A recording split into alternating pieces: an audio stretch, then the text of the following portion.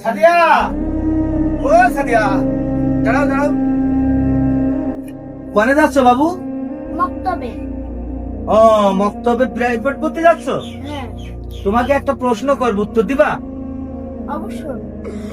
আচ্ছা, তুমি প্রবাসীদের নিয়ে একটা ভয়েস দাও তো বাবা দেখি।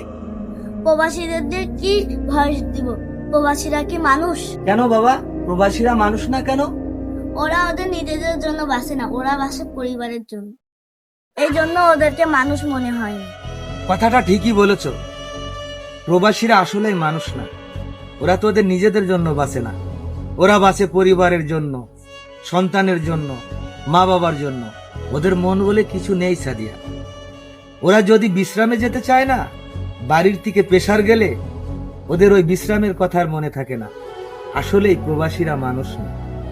দেখো সাদিয়া, যখন কোনো প্রবাসী বিদেশের মাটিতে মারা যায়, এয়ারপোর্টে কিংবা বাড়িতে কফিন আসে, সবাই দড়িয়ে কফিনের কাছে যায়। কফিনে লাশটা কেমন আছে ওইটা দেখতে না, কফিনে কি এসছে ওইটুকু দেখতে। আসলেই না, প্রবাসীর ওই লাশটার কথা কেউ ভাবে না। এটাই হয়তো বাস্তব। এটাই বাস্তব।